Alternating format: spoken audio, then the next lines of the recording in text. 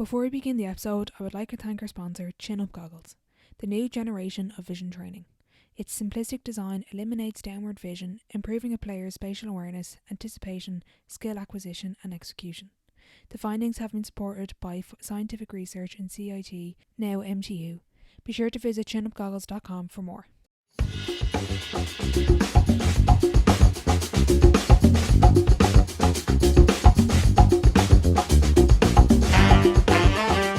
Welcome back to the Sideline Live podcast. You can follow us over on Twitter and Instagram at the Sideline Live. We'd love to hear from you.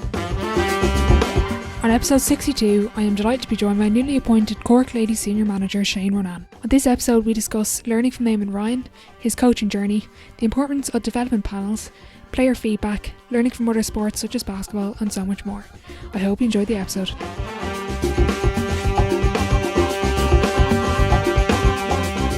Hi Shane, thanks a million for joining me on the podcast.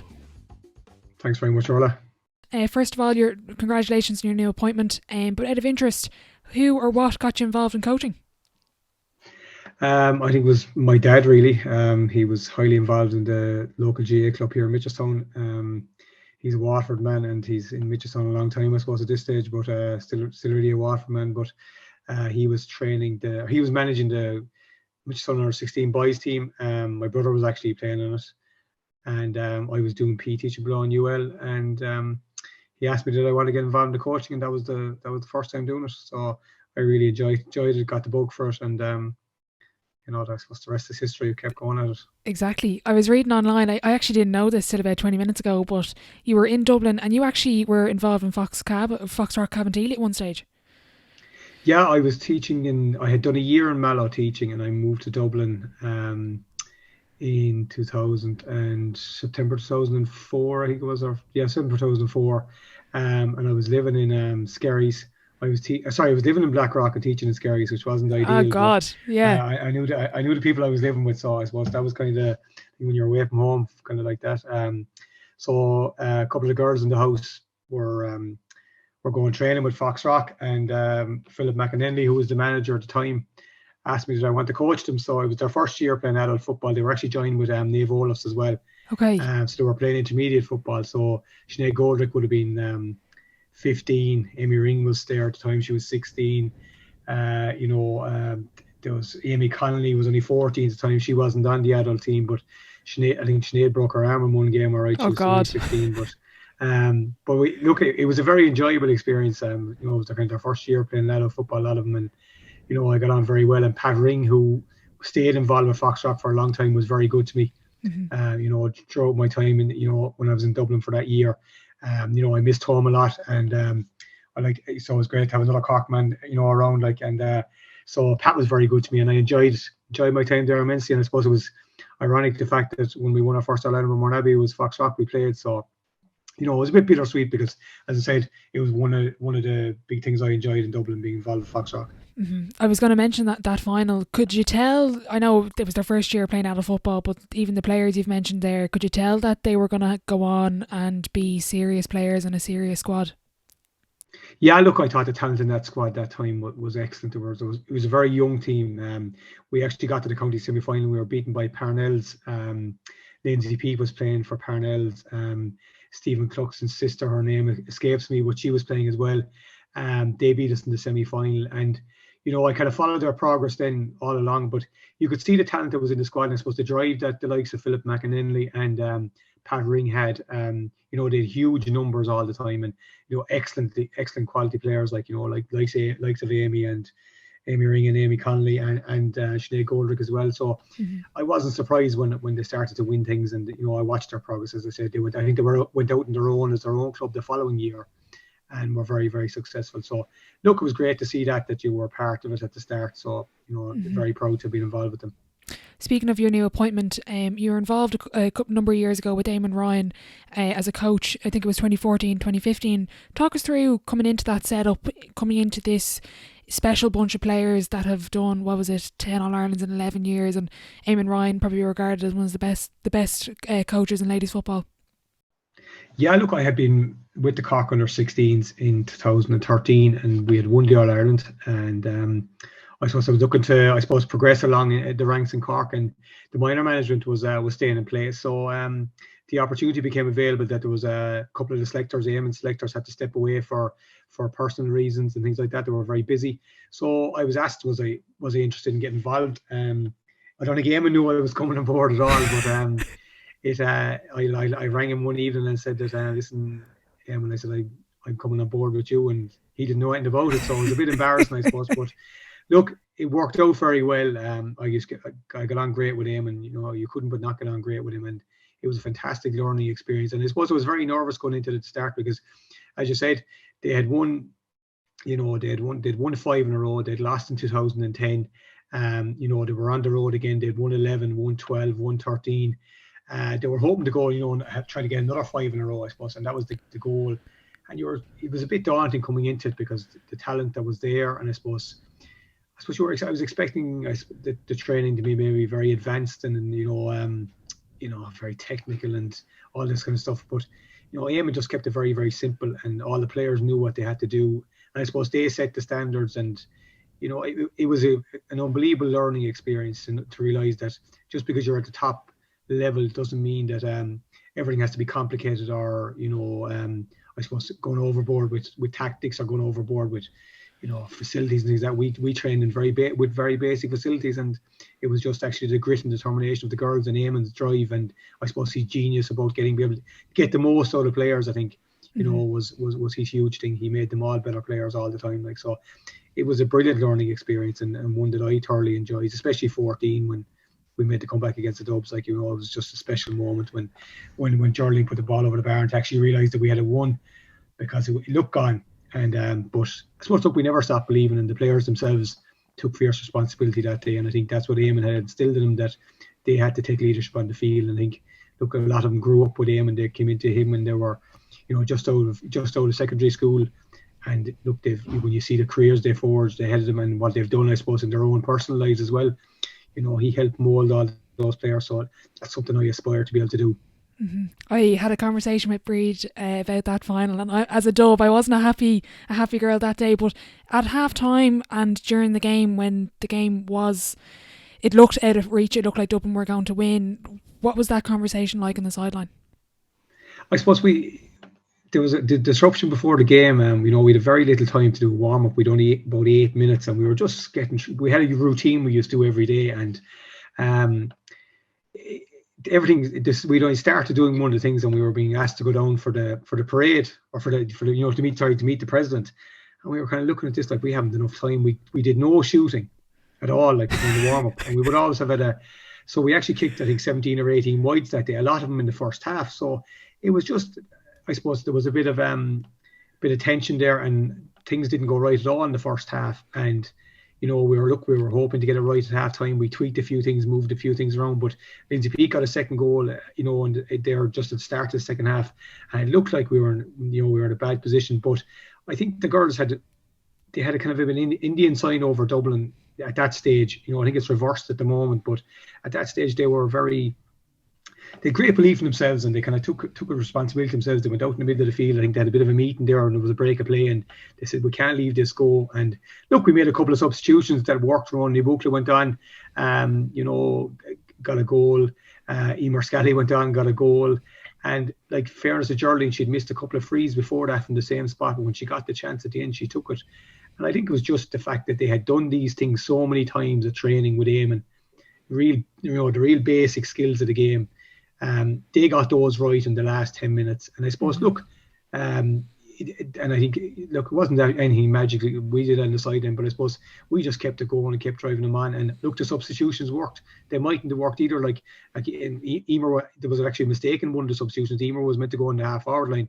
She ends up inside corner forward, and she ends up on the on the end of the goal chance. And look, it was a bit of luck that way. There was substitution wasn't as planned. She was going on, but she was on to me, and Eamon saying, look, get me in there, I get a goal. And in fairness to her, look, she was only a minor at the time, and she did. And I think the girls showed great composure there at the end, to get Geraldine into the position, I suppose. And we'd always talked about that, to get the good shooters in the right position, to not panic. And they didn't for, there was a minute and a half, I think they moved the ball around, and eventually Geraldine got into the right spot.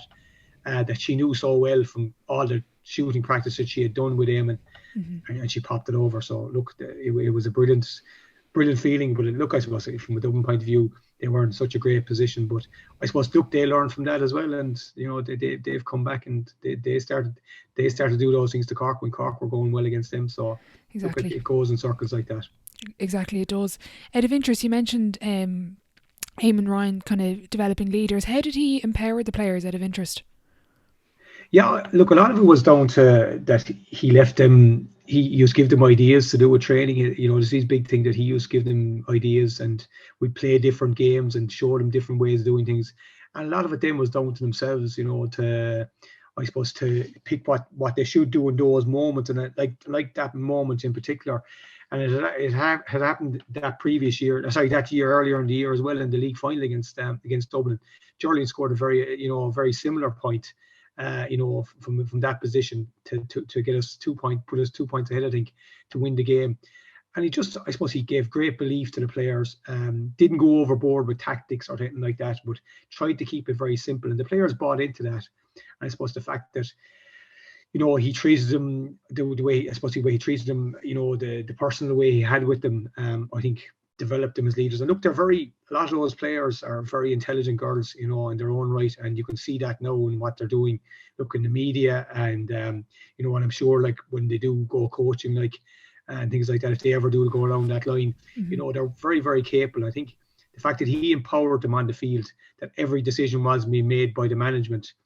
A lot of the decisions were being made. And if they felt something in the game themselves that they wanted to make a move themselves, they were empowered to do that. And there was no recriminations after us for doing that. And look, they ultimately as well, they set the standards of what should be done at every training session. And look, as it was supposed with drinking bans and things like that. There was no drinking bans. It was like Eamon's famous saying was like, "Right, girls, you're back into the convent now. Like, you have to behave yourselves," And it was just he had a great way of dealing with things, and I think everybody respected that. And I think the players they really loved the way he did things, and they felt then that they owed him so much. Yeah.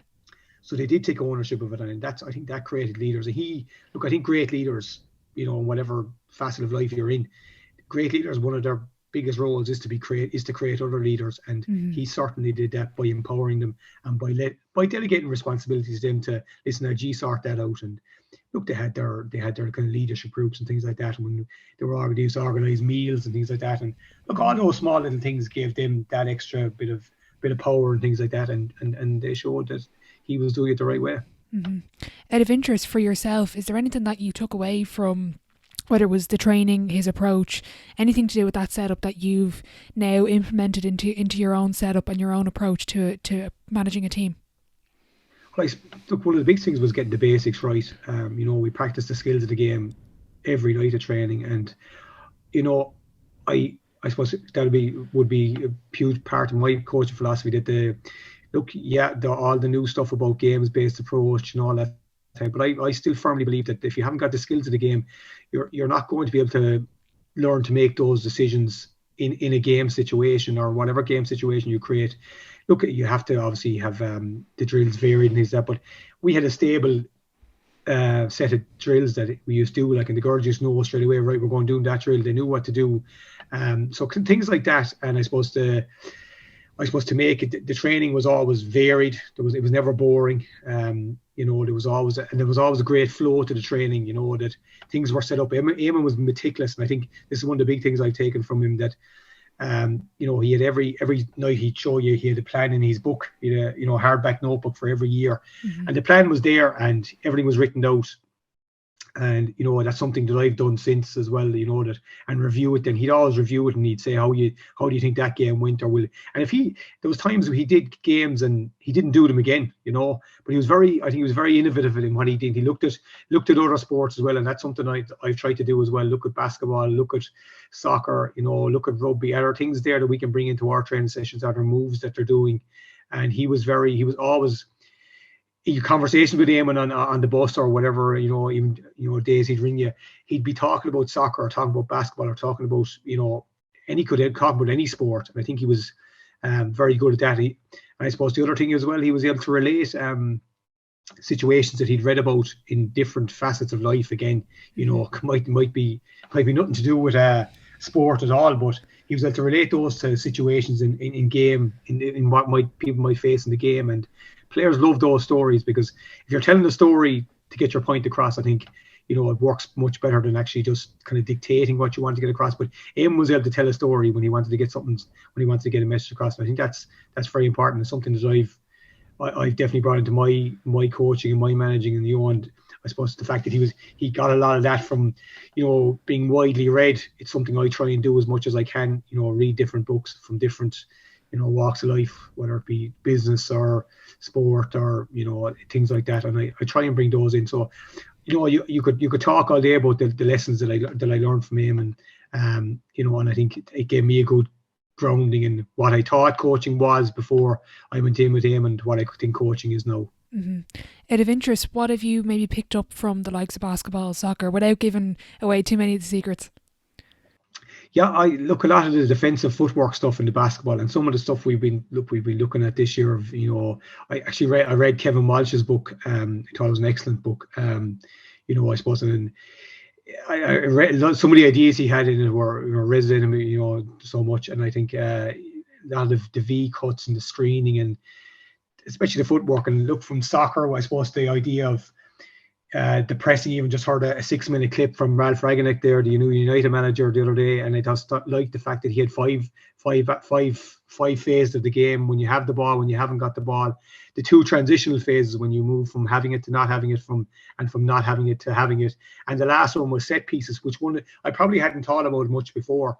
But you know, certainly something I thought about a lot last week, and brought stuff into training about set pieces and things like that, because, you know, you can use all these things, and, you know, the high pressing that I suppose that soccer has come into the soccer now, and instead of, you know, it was always the basketball full court press, but you're looking at you know, with the high press in Gaelic, and a lot of times it's working a lot in ladies football at the moment because of the kickouts and things like that. So I would certainly be bringing all that kind of stuff in, and I do like the basketball footwork and things like that. You know, and I suppose another thing with the rugby, that if you're meeting a mass defence, you know, that you get yourself in a good position to take a shot. If you know, if somebody runs into the contact, that the player who's coming behind them to help them isn't too close to them, that they can be beaten by the defenders, or stopped by the defenders as well, that you can get yourself into the pocket position, like from we say drop goal in rugby. That's something I've spoke about a lot at training. So look, I think there's always bits you can look at. I watch all sports as much as I can, and you're always learning, I think, and I enjoy trying to look. Some of them work and some of them don't work, and you know, you might try something one night and you mightn't try it ever again, but I think there are lots of things that I have brought in from other games. Will we see a Kieran Kilkenny style point guard coming down about the halfway 65-metre line? You could. Look, we actually spoke about it this year, you know, that you know, the hand signal, I think it's an army signal actually, you know, and actually I was watching the 5th series of Money Heist last night, and they actually used that signal, and you know, I just tweaked maybe during the summer that because it was Jim Gavin who was involved, I said this must be an army signal, and I just looked it up, and you look, we've actually tried to do it a couple of times, you know, because sometimes I think when a game, especially when you're in control of a game, you often try to go for the juggler, and if you don't actually, you know, maybe tag on a couple of more scores, maybe a little bit of panic sets in. So sometimes there's no harm in, you know, slowing the game down. And like, I think, you know, I was very interested in you know, the podcast that Andy Moore and the football pod. Paddy, because some of it was very, very good, and they were talking about that you know, the controlling the game, and, you know, you actually tire your opponents out, because you know, it's like keeping possession in soccer. You tire your opponent out, and then you can pick a hole in them because they're running around, chasing around. And same in Gaelic, if a team is chasing you and you're able to control the ball, they're going to get tired, they're going to make a mistake. And I think, you know, it's something that I really respect what the way Dublin use control in those games, and certainly something we've actually tried to bring in a few bits and pieces this year of. From your position with Tipperary, and I know you're involved in colleges and a number of teams, how do you think the game has evolved over, say, the last 15 years? Like, the growth in the game, participation wise, has been phenomenal, but as the game itself and the style of play, how has the sport evolved? Yeah, I think, look, when I started off, even with UCC in 2011, I think September 2011, you see the difference now, I suppose, in the physicality of players. You know, They're doing their gym work way more than what they would have been. I suppose their tactical awareness as well. I think that's progressing all the time. It's not just going out. You're not like most of the time was 15 and 15. You'd have the odd time you'd have a sweeper maybe. Mm-hmm. Whereas now I think it's become so fluid. I see that in inter-county level as well. Players are more aware of what of what's going on. They're looking at stats. They're I do think that the club game still needs to evolve more to maybe looking at stats, especially with turnovers. Turnovers will be a huge thing I look at all the time. And I know a lot of clubs, it doesn't get much of a mention some of the time, and because I suppose it's you're going to give us the ball back. I suppose we'll give it to you. You will give it back to us. Whereas I think a lot of at the county level now, all these numbers are mattering. Look, they can matter.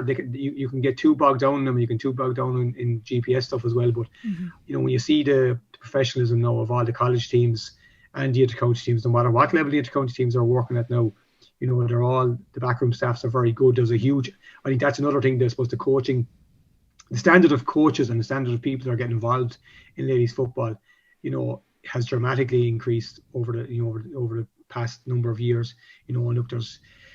I suppose it's still male dominated, but like there are a lot of very technically good female coaches out there, and I think they're only going to increase in number, and I think, but I think the quality of coaching, the tactical awareness of players, the physical fitness has gone way up. In every competition now, from colleges, even schools competitions, they're all being taken very seriously, and I think that can only be a good thing because it raises the standard for everybody across the board. Mm-hmm.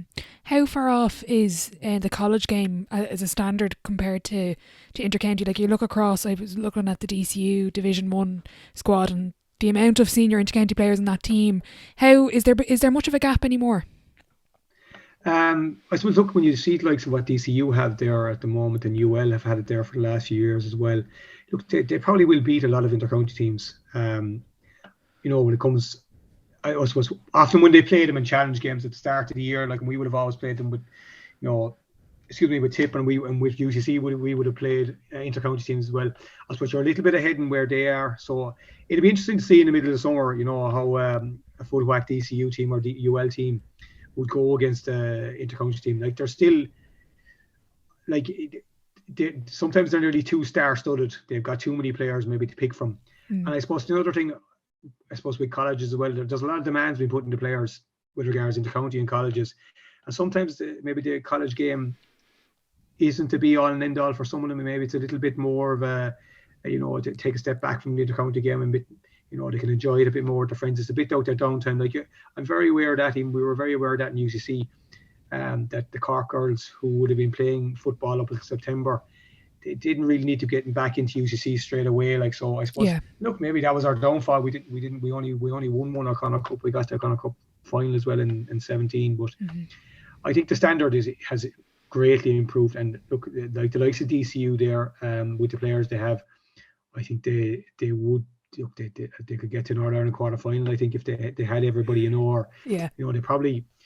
As I said, look, they have an inter-county team, but they can nearly have too many players, and that can be, it's like a soccer team having too many stars.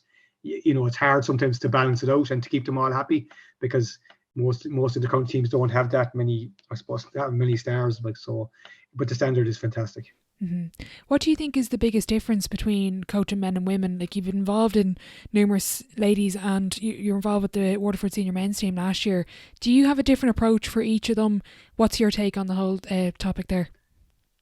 No, I didn't change much from what I was doing. I suppose look, I'm involved in boys teams at the school. I've been involved in my own club, Mitchellstown, before, and I suppose Waterford was the first big men's team I was involved with. And I didn't. I suppose the only adaptations you're making are certain drills or certain games. You're maybe increasing the distance from one thing, but I didn't. Obviously, look, there's more of a tackle in the men's game.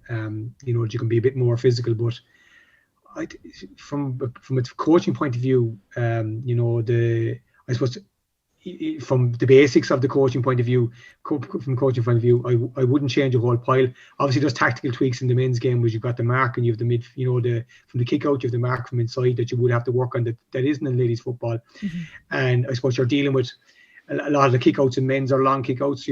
there's things like that, but the basic stuff that we would have been doing at training, the types of games we've done, I did same types of games I did with Tip, that I did with Waterford, that I'm doing with Mornabbey, in-game training. So I don't think there's a huge difference. I suppose dealing with players, again, the standard of player I've been dealing with all the time has been fantastic. So again, the players below in Waterford, look, they're down at the bottom rung, but they train as hard as everybody else, and they put as much into the game as any of the ladies teams I've been involved with. And I think from that point of view, I don't think there's any difference really in the game.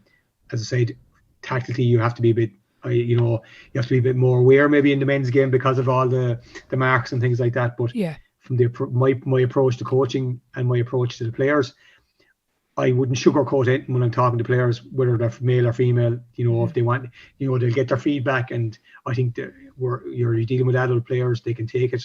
Obviously, and I think it's the same with men or women. Sometimes a player can take maybe a bit more. The criticism can be a bit harsher, or a female the same. They're different types of characters, and I suppose I like the fact that with teaching, you kind of deal with those different people every day of the week, so you know what works for certain individuals, and I think. My approach basically would be the same whatever team I'm involved with. I have my certain principles, and I don't move away from those. One of the common rules between both is the sin bin. Out of interest, because ladies football is 10 minutes less, so it's only 60 minutes in a game, should the sin bin be shortened to 8 minutes? Is 10 minutes, does that have too much of an impact on the game?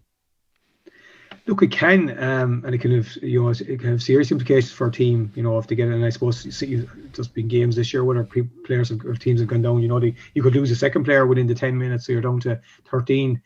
I don't have a huge issue with the 10 minutes within the game. I do have an issue with it in extra time. I think you miss half of extra time. And it happened to us. We were playing Foxrock Cabinteely in Northern Ireland semi-final in 2017, and we had a player sin bin next time. And actually, people from LGFA who were at the match said, "Oh, maybe we might have to look at that because it's very it's disproportionate. I think it should be 5 minutes when in extra time." But I suppose look, the deterrent is there, and I think it does help with the game.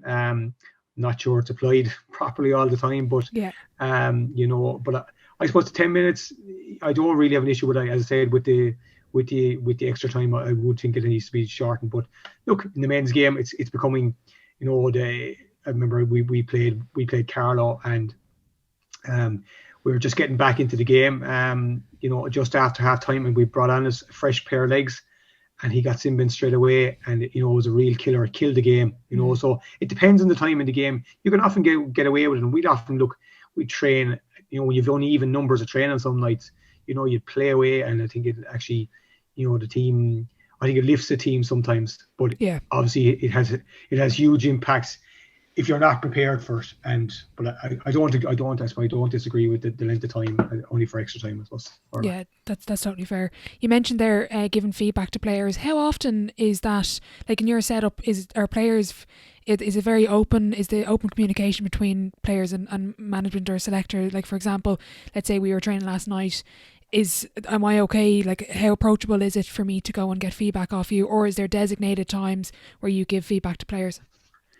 No, I wouldn't have designated times. One of the approach we actually tried there with Tipperary a couple of years ago was we kind of, between the coaching management, we kind of divided up the players into groups, and we kind of tried to have a word with them once a week, or something like that. Look, we tried it for a while. We probably fell away from it because we were so busy. But I would look. I suppose I regard myself as very approachable. Sometimes, people think my bark is worse than my bite, and I they mightn't feel like they can approach me, but I would have always had a very open relationship with a lot of the players, and they can contact me, and we'd often give feedback to players. We don't give it all the time to them, and I suppose if they come looking for it, we'll get it, or if we feel we want to get something out of a player, we will go to them. I feel I am very approachable, and as I said, we don't have designated times. But I suppose after games, I suppose you learn all the time, like after when a player is taken off or something like that, you need to go and talk to them and say, look, why was it taken? They want to know why they were taken off. They want to learn. I suppose once you can give them the right reasons, I suppose they can accept that and they can learn from that. And if they don't, one of the big things I'd have is if I'm asking somebody to maybe change what they've done in the previous match, and if they don't do it, then I don't think they've any excuse, I suppose, if you take them off or something like that, or you don't play them the next day. So I would try to have my feedback very specific, not generic, and to have make a note, like even look, there'll be you have players contacting you, where can I improve my game? A player did that last night, and I said, right, I'll come back to you tomorrow. I'm going to give you I'd make a few notes. I'd send her a text in, with what you can do. Like, we'd often send players, messages about what we actually want them to change in their game or something like that. But I think it's hugely important. And I suppose, again, with different players, you can approach it different ways. But I think feedback has become huge. And I suppose it can't be just, as I say, it can't be generic. It has to be general feedback. And even if you're talking to a group, I think the players know at this stage you can't just be going in giving out to the whole team. I think you need to be a little bit more specific. Obviously, you can't do that in front of the group, maybe, but you talk to them afterwards, and I think they expect that. Players have higher standards now at this stage, and they do expect proper feedback. And look, we try and give it as much as we can. Maybe we don't give it enough, but look, it's something we're always trying to, I suppose, improve on ourselves as a management. It's like the typical club training where a lot of people don't show up, and the manager gives out to the players who have shown up to training, and you're just wondering how it's happening. Out of interest, with that feedback, how do you deal with players that maybe I'm a big fan of the High Performance podcast, I'm not sure if you've listened to it, and one of their terms is 100% responsibility. How do you deal with players that don't want to accept responsibility and might deflect or maybe kind of blame other people or things and don't take that 100% responsibility? Yeah, look, it happens at every team, and I suppose you have to outline the facts to them. Maybe if you've got GPS data or you've got their stats from the match about how many times they were on the ball or what they did with the ball or how many shots they took. But I think a lot of it boils down to the individual themselves. If they're thinking about the team, then they're going to accept it. If what you're telling them is true, and a lot of it, like, I suppose you sometimes you be saying to players about you're not in the right positions in the game. Like, it's great to be able to show them maybe a heat map from GPS. Look, that's where you are during the game. And so often when they can see it, or you can point it out to them maybe in video. And in fairness to Mourneabbey, when we do a video session, it's fairly brutal, and there's no one saved, and like that would come from the senior players themselves. Like, they would say, like, Kira would ring you and she'd say, look, don't spare me tonight, Jen. Like, I did, and sometimes I think that I suppose feeds back into the rest of the team. Look, if the likes of Kira O'Sullivan, Darren can take it, then surely I can take it. But I think if they respect what you're trying to do as a coach and a manager, and they know the game plan, and if you don't stick to the game plan, if you're giving them that feedback, if they don't want to accept it, then I don't think they really aren't. They probably need to go away maybe and play an individual sport like chess or badminton or something like that, or tennis, because that's their own responsibility then. But I would always try and have an environment where that there's no excuse-itis, and it's all about taking responsibility. And I think, look, in any of the teams I've been involved with, I've been lucky that 95, maybe more percent of the players buy into what the whole team is about. I think that's very, very important. And I suppose that's the culture you try and create, that it's not somebody else's fault, and don't be looking to blame. And I suppose I'll never forget after the 17 final we lost against Carnacon, I was probably half thinking of stepping away, and Kieran and Darren approached me. We were gone for a drink afterwards, and they said, whatever you're thinking about doing, you're not to do it, because that's on us today. Like, there was no one saying, wow, Shane, you messed up, you didn't make the substitutions, you gave us a bad game plan. They said that's on us players. I suppose that respect, I think if players are able to do that and accept that, and look, we all do make mistakes, and we never, and I keep telling them, the day I coached the perfect game, maybe I should retire, and the day you played a perfect game, you should retire as well. But so when you have players like that, and that goes through the whole lot of Mourneabbey, in fairness to them, and like, I would say it's very, very similar in Cork, that they're not going to be turning around blaming me, or they weren't blaming Aoife, they weren't blaming anybody else, because look, ultimately at the end of the day, the game plan is given.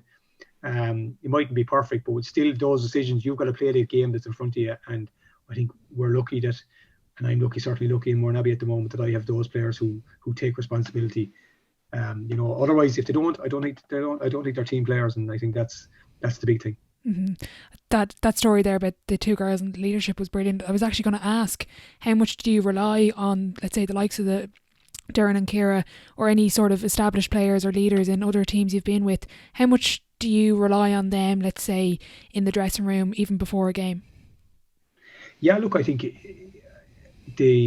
over the years, it's certainly something that I've learned to, I suppose, give them more responsibility before the game. You know, I wouldn't before, like, you know, you'd be having these big meetings and you'd be going on for an hour and you could be talking to the dressing room for 15, 20 minutes before the game, you know, ranting and raving about stuff, and there's none of it going in. Like, so a lot of the stuff on game day is, they know what times they're going to be going out for warm-ups. They know what time I'm going to be coming in for a chat with them. And the rest of it is their time. And you're talking, they're making sure everything's right, and they're doing their, look, we had a sports psychologist, we got involved, John Carey, in 2018 with Mourne Abbey, and he's given them techniques, and they still use those techniques inside the dressing room to focus themselves and to keep themselves calm. And the likes of Ciara and Darren and Roisin O'Sullivan, Breed O'Sullivan, the captain, you know, all these players, we've got loads of leaders. And, you know, I was lucky, I suppose, in Tip as well, like the likes of Samantha Lambert, Ashley McCarthy, you know, Ashley Maloney, all these players, you know, they're big players, but they're also, you know, able to, I suppose, command the dressing room. And I think that's very, very important. And I know going into Cork, it's going to be the same. There's going to be lots of leaders in there. And that's very important because, you know, I suppose I read that in the Legacy book, the All Blacks one, that they changed the way they approach match day, and they left the match day situations, we say, before the game and all things, a lot of it over to the players, because ultimately they're the people who are going to go across the line. You know, you should have your job done at that stage. You know, maybe a couple of reminders, and we've certainly gone to that stage now that there's nothing new going on in the dressing room before the game.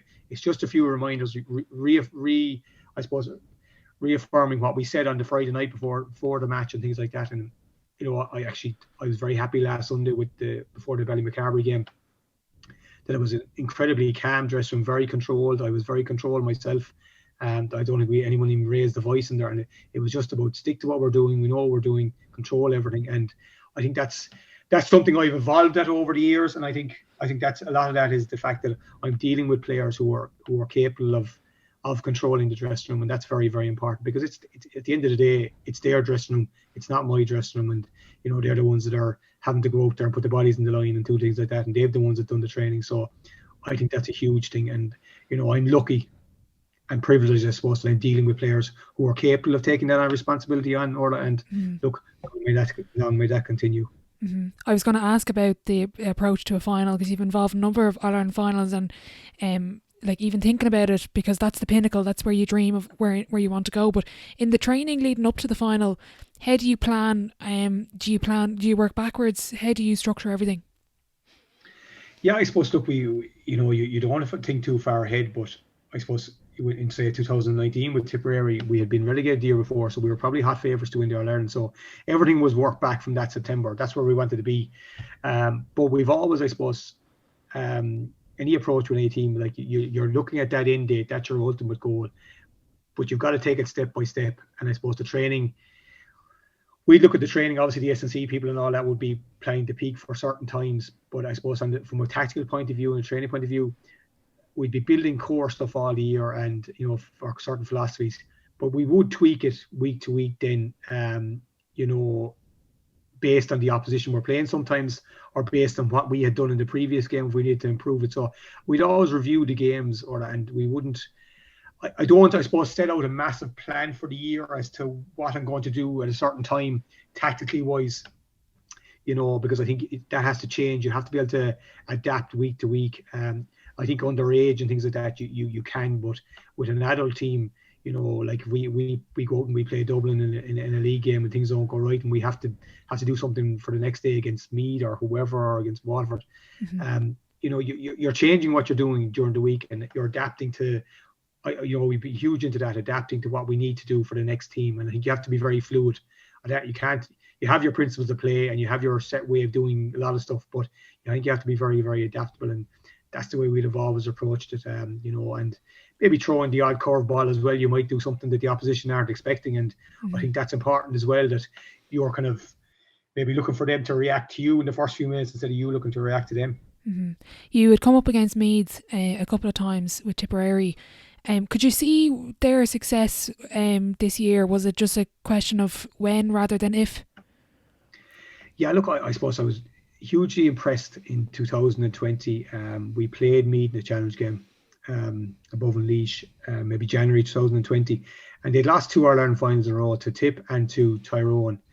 In both games, Tyrone blitzed them a lot of the time, but they looked very dangerous. I felt Tip were comfortable against them for most of the game, but the response of them, and they blew us away that day, and I just said to Eamon Ryan afterwards, like I said, there's some bunch to come back again, and they were absolutely hopping off the ground that day. So I do think they had a special bunch at the moment who were very, very committed and very driven. I do think things worked out in their favour as well with the late season in 2020 going into Christmas. They got their bit of a break, and then they had a brilliant league campaign. It wasn't a surprise at all when they beat Kerry. But the momentum that they built up, I suppose, they're probably. I think the fact that they lost to us in 19 was probably a godsend to them. Those players were able to develop again for another year at intermediate. Where there is pressure to win, but it's nothing as cutthroat as the likes of senior. So they were able to then when they went up senior in 2021.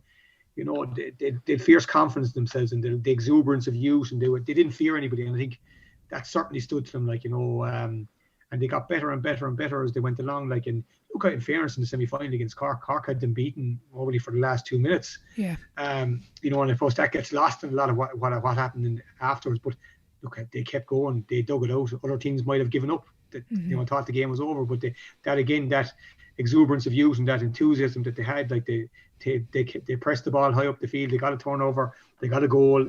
They win the kick out. They get and they get another goal. And and in the final against Dublin, look, I wasn't surprised at all with the way they played. I was probably surprised a bit maybe the way Dublin approached the game. But I think Dublin had a lot of experience, and it is hard sometimes when you're going in there as hot favourites to perform all the time. But I'm not surprised with what they did, because I was very impressed with that game in 2020 in the challenge game.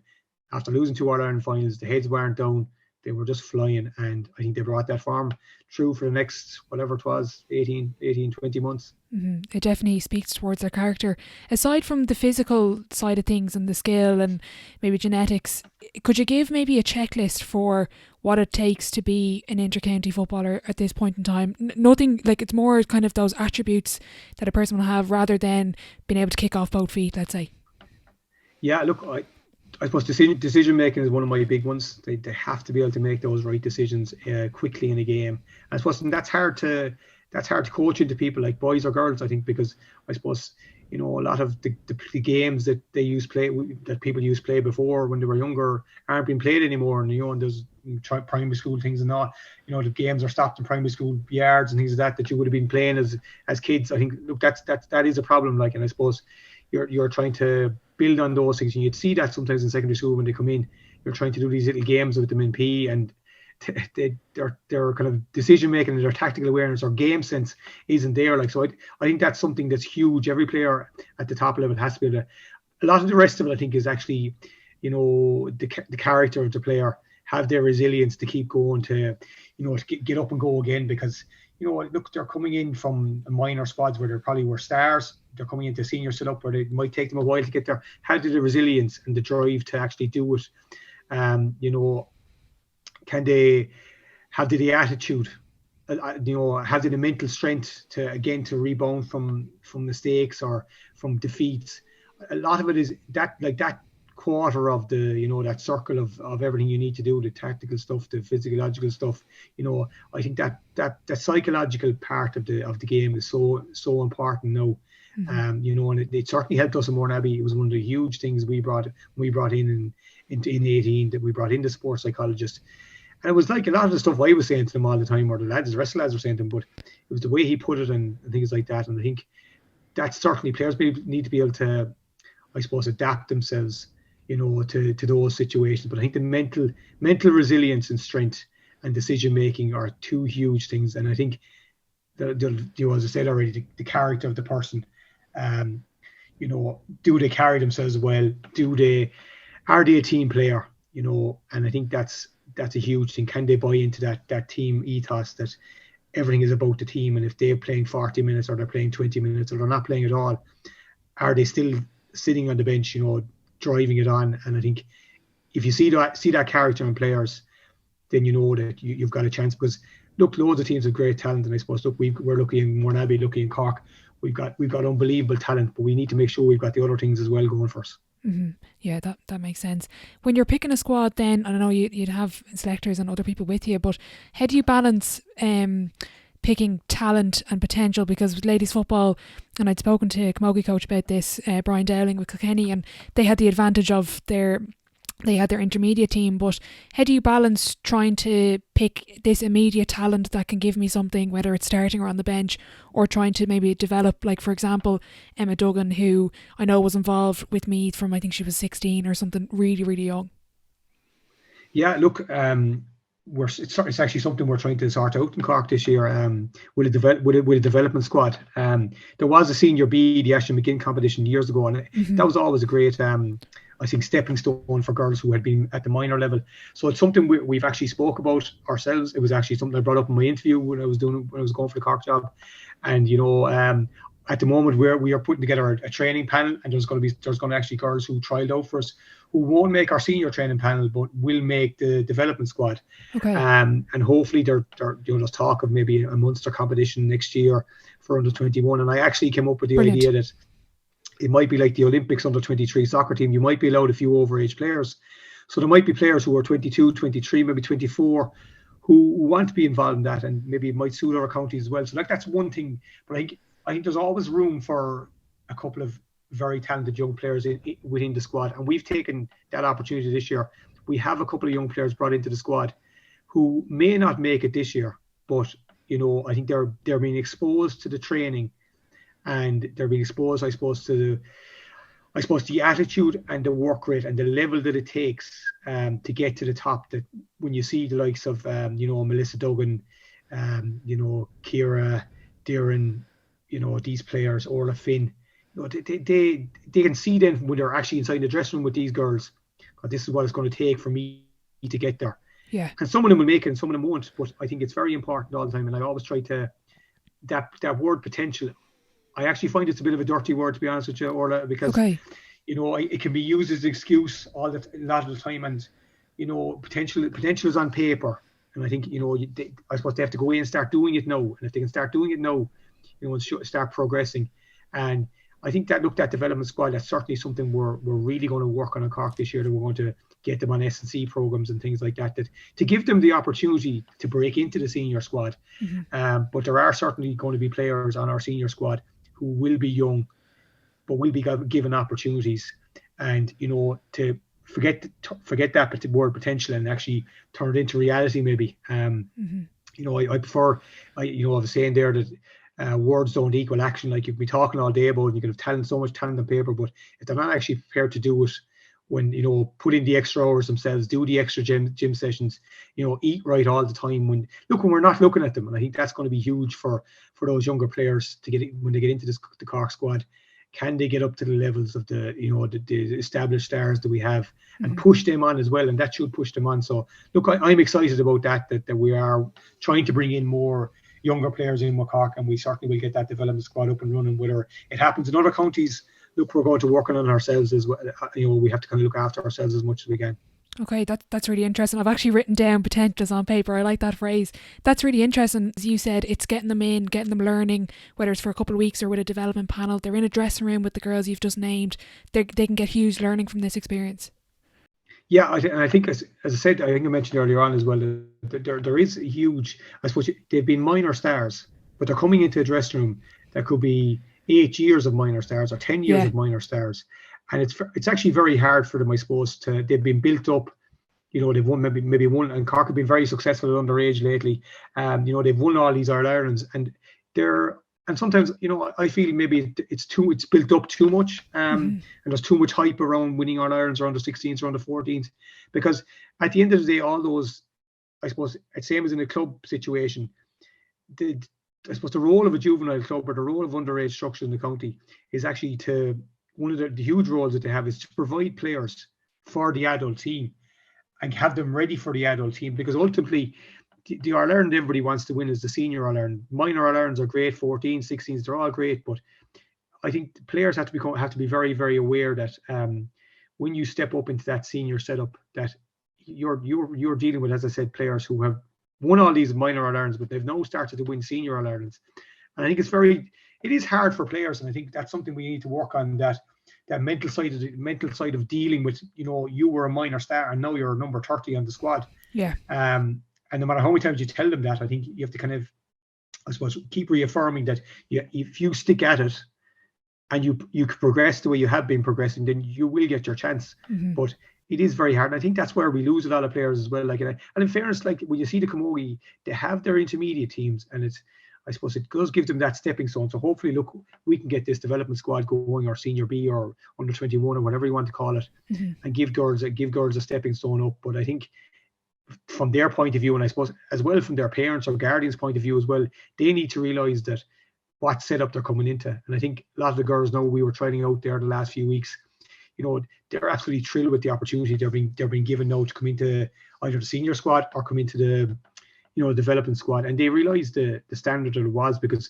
last Saturday we played a kind of a current panel selection against the trialists. Yeah. And I think it's a big wake up call, was it? It was a huge wake up call to them. Like, they yeah. In fairness, like, they've worked very hard for the last 4 weeks, but when they went in and playing against established seniors, and that's purposely the way we did it. We didn't try to mix up the teams, because I wanted, first of all, could they live with them, football wise, but could they bounce back after a first half where the seniors dominated?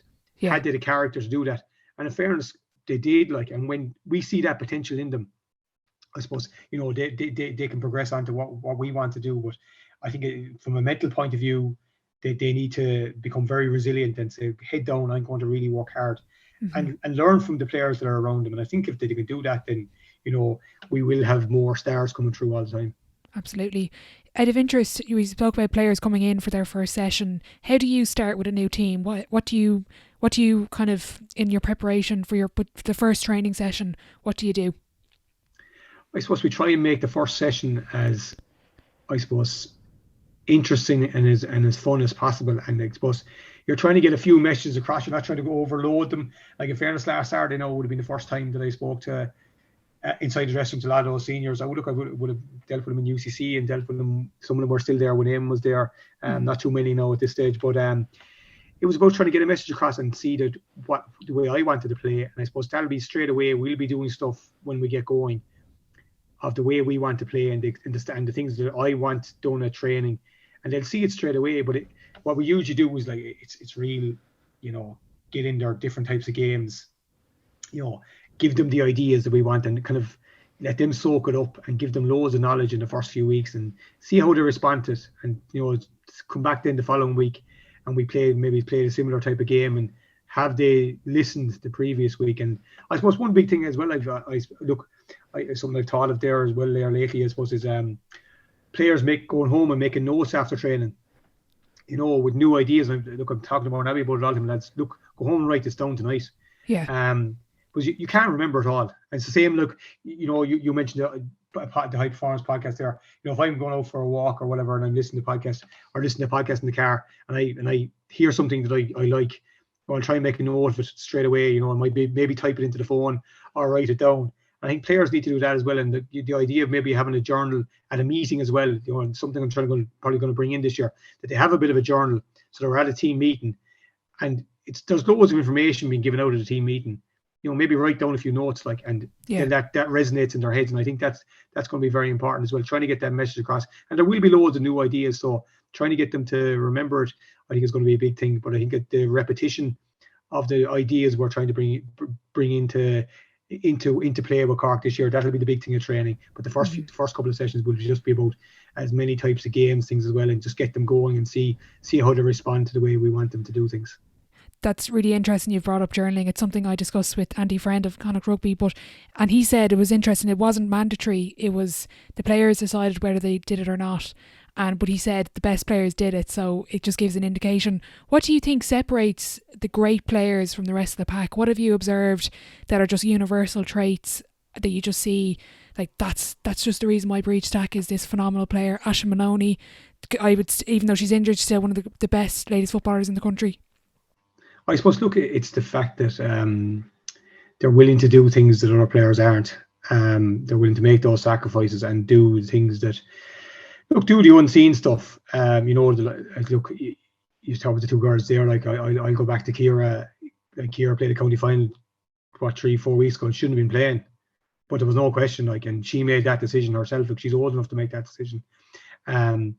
And she did the same last Sunday. She said, I'm ready to play, Shane. Pick me. If you want to pick me, pick me. She wasn't telling me I had to play her, but she was telling me, pick me. And she was prepared to do things, that other players maybe not. Like, and again, like I said, the taking responsibility, the best players will take responsibility and be prepared to, they're making mistakes. If they're making mistakes, they want their feedback. They'll take it on board. They'll try and improve. But I think it's the stuff they do away from it. Away from the game that they work so hard on.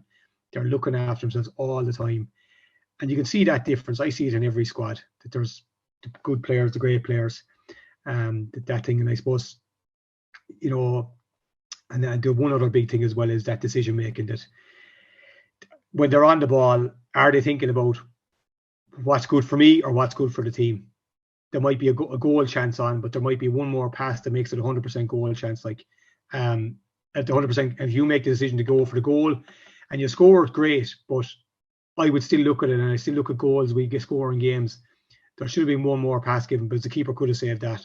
I think the best players make that right decision more times than they make the wrong one, and I think that's one of the big defining factors between a great player and a good player. Most of them have the skill level; they can always score a point or score a goal, but it's that decision making. They're making the decision not for themselves; they're making a decision for the team. Mm-hmm.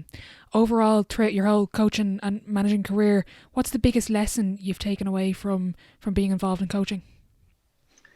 I suppose that the enjoyment you get out of it, number one, that you can see. And I think if players are relying on you outside of sport, I think you're doing very well.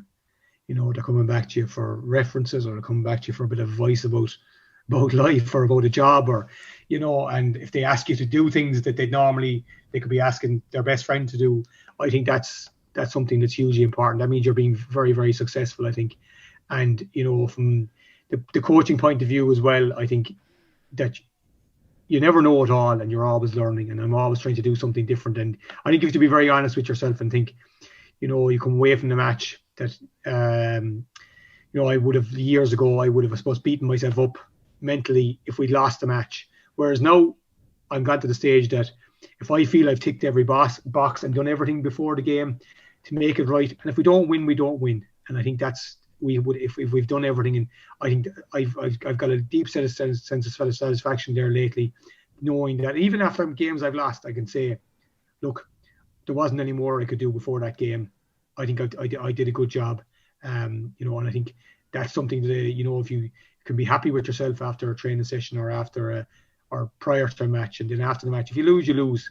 But if you've done everything, I think that's a huge thing. And that's something I definitely learned, because I would have, been half depressed for a few days or a week after losing the match, and you're blaming yourself. And yeah, you will make mistakes, but I think prior to the game, if you've done everything you can do, then I think you can be happy, very happy and content in what you're doing. I think that's the most important thing. You have to be enjoying it. If you're not enjoying it, you need to get out of it. Yeah, exactly. I'm going to move on to the sideline 7. It's the same 7 questions at the end of every episode. You can take it as fire round or thought provoking. It's up to you. Question 1: what is your favourite quote? What's my favourite quote? The end justifies the means. Okay. And do you use quotes at all with players? I know some people have flags and little handouts or whatever. The odd time we would, and I think I suppose that would be one of my favourite quotes. But there was another brilliant quote that coach in UCC, Paul O'Connor, he sadly passed away. It's 10 years he's gone now. Brilliant. He won 5 Fitzgibbons as a player, won 5 Fitzgibbons as a manager. So wow. he's probably unique. And he was a brilliant man. And he said that he had a brilliant one. And I know a lot of my players, especially in school, I gave them doubt your doubts, not your abilities. And a lot of them had it as their Twitter handle and things like that. So I think that's another brilliant one. That would have been one I would definitely have given to them. The end justifies the means is just maybe the ruthless streak in me that we'll do whatever it takes to win. And I know some of my players certainly think that was well. They mightn't know that quote or remember from the junior history, but I certainly remember from my history. Machiavelli, the Prince, and I think it's But I do like that doubt your doubt not your ability, I think is a huge one. And Paul O'Connor was a fantastic coach, and he inspired so many hurlers from all different counties in UCC. And as I said, he sadly passed away 10 years ago, and that was his quote, and I think it was a beautiful quote. Like. Mm-hmm. Question 2: what's the best sporting event you've been to, and that can be as a fan or as being involved in any capacity?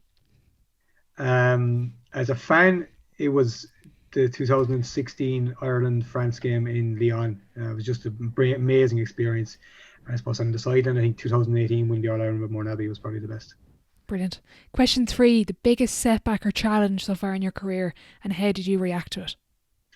I was losing the All-Ireland final in 17 with Mourneabbey.